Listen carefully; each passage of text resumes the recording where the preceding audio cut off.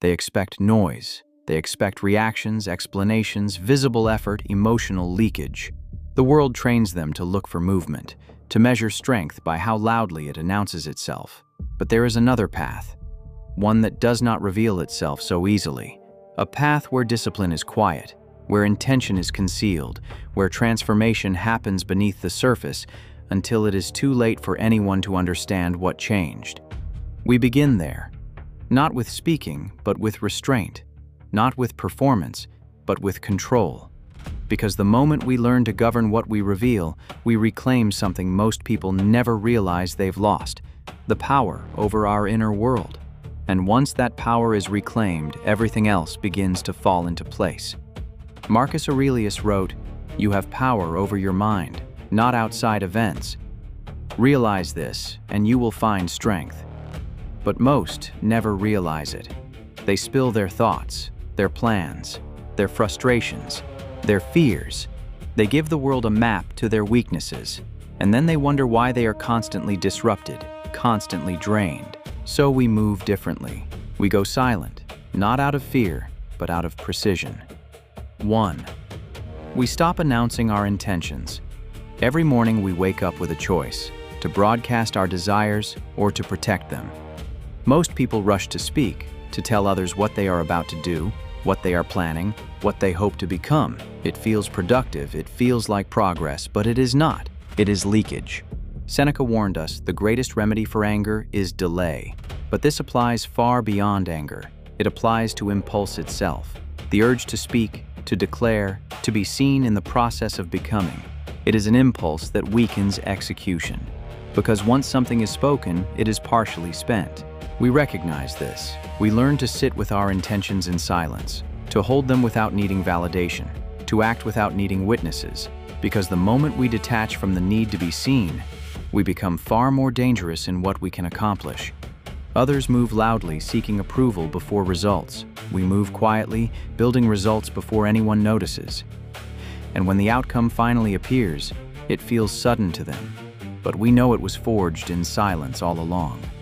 This is how we begin to separate ourselves, not through intensity, but through restraint. 2. We master our emotional reactions. Silence is not only about words, it is about reaction. Most people cannot go a single day without exposing their inner state. Frustration shows on their face. Anger sharpens their tone. Anxiety leaks into their decisions. They are transparent in the worst way. Their emotions control them, and everyone can see it. We refuse this. Epictetus reminded us it's not what happens to you, but how you react to it that matters. But to truly live this, we must train ourselves to intercept emotion before it becomes expression. To feel it, but not become it. This is not suppression, it is command. Each morning we prepare for friction. We expect inconvenience. We anticipate disrespect, delay, misunderstanding. Not because we are pessimistic, but because we are realistic. And when these things arrive, we are not surprised. We are ready. So while others react, we remain steady. While they escalate, we stabilize. While they reveal their weaknesses in real time, we conceal ours and strengthen them in private. And over time, this control compounds. People begin to notice, but they cannot explain it. They feel something different about us, not louder, not more aggressive, and just unshakable. 3. We eliminate the need for validation. There is a silent addiction that controls most lives: the need to be acknowledged, to be told they are doing well, to be recognized, to be affirmed. Without it, they hesitate, they doubt, they slow down. Their motivation is tied to external response. We cut that tie. Marcus Aurelius questioned this directly. "I have often wondered how it is that every man loves himself more than all the rest of men, but yet sets less value on his own opinion of himself than on the opinion of others." We take this seriously. Each morning we remind ourselves that our standard is internal, that our judgment matters more than applause, that progress does not require witnesses, it requires discipline. So we act without announcing. We improve without showcasing. We endure without complaining. And something begins to shift, because when we no longer depend on validation, we become consistent in a way others cannot replicate. Their effort rises and falls with attention. Ours remains steady regardless of who is watching. This is where real power begins to form. Quietly, invisibly, but undeniably. 4. We train ourselves to endure discomfort without expression. Pain reveals people. Not the pain itself, but how quickly they broadcast it. The complaints, the subtle cues, the need for others to recognize their struggle. We step away from this pattern. Seneca said, "Difficulties strengthen the mind as labor does the body." But strength only comes when discomfort is carried, not displayed. When it is processed internally, not performed externally. So we build a habit of silent endurance. When something is difficult, we lean into it without announcing it. When something frustrates us, we analyze it instead of reacting to it. When something hurts, we carry it with composure rather than seeking sympathy. This is not about isolation, it is about discipline. Because every time we resist the urge to externalize discomfort, we increase our threshold. We become more resilient, more capable, more controlled. And over time, what overwhelms others becomes manageable to us. What breaks others becomes something we can walk through without hesitation. This is how we quietly outgrow the limits that trap most people. 5. We let our results speak at the right time. Silence is not permanent, it is strategic. There comes a moment when action accumulates into outcome, when effort becomes visible, when change can no longer be hidden, and when that moment arrives, it does not need explanation. It speaks for itself. Epictetus said, "Don't explain your philosophy, embody it." And this is where that embodiment becomes undeniable, because while others were speaking, we were building. While they were announcing, we were executing. While they were reacting, we were refining. So when the results appear, they seem sudden, unexpected, even shocking. They won't know what hit them, not because we moved faster, but because we moved in silence. They were looking for noise. They were waiting for signals, and we gave them none. We simply became, and in that becoming we achieved something deeper than success. We achieved control over ourselves. This is the path, not loud, not obvious, not easy, but powerful in a way that cannot be disrupted, because it is built from within. History rarely records the noise, it records the outcome. And when we look closely, we begin to see a pattern, not of loud declarations, but of quiet resolve. The ones who endured, who reshaped their circumstances, who held the line when everything inside them urged reaction. They were not the ones speaking the most. They were the ones governing themselves the deepest. Consider Marcus Aurelius, a man with absolute authority, surrounded by war, betrayal, disease. Yet his most powerful words were never spoken to crowds. They were written in private, to himself. His journal, later known as Meditations, was not meant to be read by the world. It was a tool of self-discipline, a place where he corrected his own thinking, restrained his impulses, and reminded himself not to be carried away by anger or ego. Imagine that, the most powerful man in the world, choosing silence over proclamation, reflection over reaction. That is not weakness, that is mastery. And when we bring that into our own lives, we begin to understand something deeper. The need to express everything we feel is not strength. It is a lack of control. The need to be heard at all times is not confidence. It is dependence. Marcus did not need the crowd to validate his discipline. He enforced it internally, again and again, in silence. Then there is Epictetus, a man born into slavery who had every reason to be bitter, reactive, loud in his suffering. But instead, he became one of the clearest voices on inner freedom. Not because he shouted, but because he understood restraint. He taught that no one can harm our true self unless we allow them to. Think about that. A man physically owned by another human being, yet mentally untouchable. This is what silence begins to build. Not the absence of sound, but the presence of control. Epictetus did not waste time complaining about his condition. He did not seek sympathy. He did not perform his pain for others to acknowledge. He focused on what he could govern, his judgments, his reactions, his choices. And through that, he achieved something most free men never will: complete internal independence. We can apply this directly. Every time we are disrespected, misunderstood, or overlooked, there is an impulse to respond, to correct, to defend. But what if we didn't? What if we held that energy, examined it, and chose whether it even deserved expression? Most situations do not. Most reactions are unnecessary, and every unnecessary reaction is a loss of control. Now consider Seneca advising emperors while navigating a corrupt and dangerous political world. He saw clearly how emotional excess destroyed men, not just physically, but mentally. In his letters, he constantly returned to one idea: that the person who cannot govern themselves will always be at the mercy of others. This is why silence becomes a weapon, not against others, but against chaos within us. Seneca faced exile. He faced the volatility of rulers who could end his life on a whim. Yet even in those conditions, he emphasized composure, reflection, deliberate action. Because when everything external is unstable, the only real stability must come from within. And we live in a different time, but the principle has not changed. We are surrounded by constant stimulation, opinions, reactions, arguments, expectations. Everyone is speaking, everyone is responding, everyone is revealing their thoughts in real time. And in that environment, the person who chooses silence stands apart immediately. Because silence creates space. Space to think, space to observe, space to act with precision instead of impulse. There is a modern example of this principle as well, reflected in the teachings of Ryan Holiday.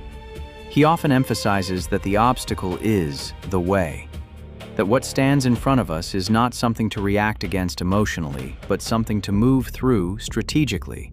And that requires calm, it requires restraint, it requires the ability to pause when others rush. This is where most people fail. They do not pause, they react. And every reaction becomes predictable. Every emotional outburst becomes a pattern. And once a person becomes predictable, they become controllable by others, by circumstances, by their own impulses. But when we go silent, we break that pattern. We become unreadable, not because we are hiding, but because we are disciplined. And over time, this discipline compounds into something powerful. We begin to notice that we are less affected by things that used to disturb us, that situations which once triggered immediate reactions now feel manageable, that where we once needed to speak, we now choose carefully. This is transformation, not visible at first, but undeniable in its effects. And then comes the moment where others begin to notice, not because we told them, but because something about us has changed. We no longer engage in unnecessary conflict. We no longer chase validation. We no longer explain ourselves at every turn. There is a weight to our presence, not loud, not aggressive, but steady, grounded, controlled. And that is when the shift happens. Because people are used to noise. They are used to emotional exposure. They are used to knowing exactly where someone stands at all times. But when they encounter someone who moves differently, who speaks less, reacts less, reveals less, they feel it. They may not understand it, but they feel it. And that is where the phrase becomes real. They won't know what hit them. Not because we attacked, but because we evolved, quietly, deliberately, without needing their awareness or approval. We simply became something they were not expecting, something they could not predict, something they could not influence.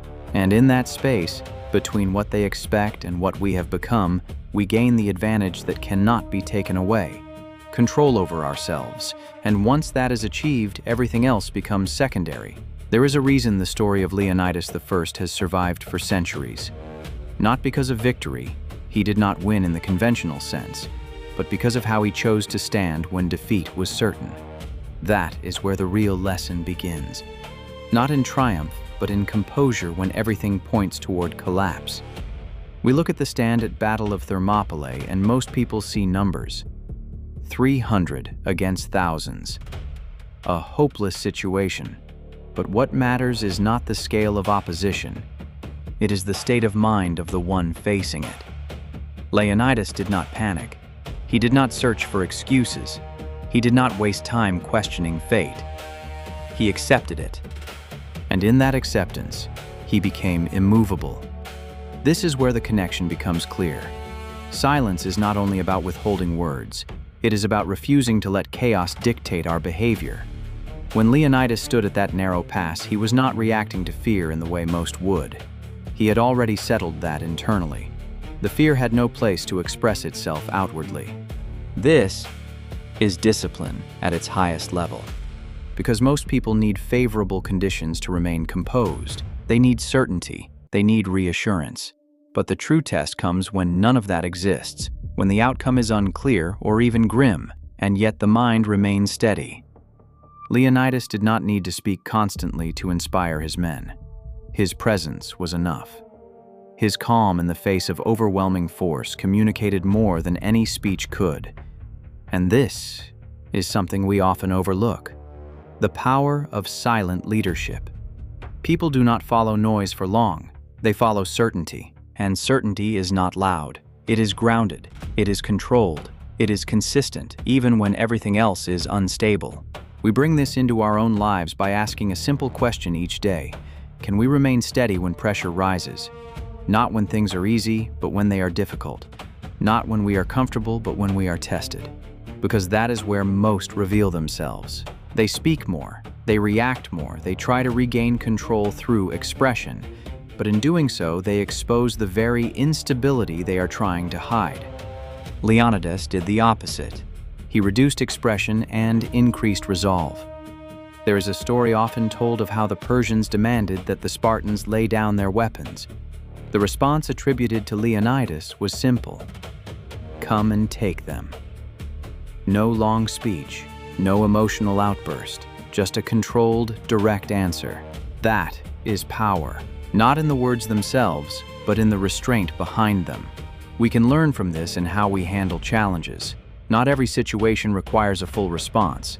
Not every attack requires defense. Sometimes the strongest position is to remain composed, to say less, and to act with precision instead of emotion. This does not mean passivity. It means control. Leonidas and his men were not passive. They were highly active, but their actions were deliberate, not reactive. They did not waste energy on panic or unnecessary expression. Every movement had purpose. And this is where most people fall short today. They exhaust themselves mentally before they even act. They overthink, they overreact, they overexplain, and by the time action is required, they are already drained. But when we adopt this mindset, something shifts. We conserve energy, we direct it where it matters, we become efficient in both thought and action. And over time, this efficiency creates an edge. Not visible at first, but undeniable when tested. Because when pressure rises, we do not scramble. We execute. This is what made the Spartans different. Not just their training, but their mindset. They prepared themselves mentally for hardship long before it arrived. They did not wait for the moment to build discipline.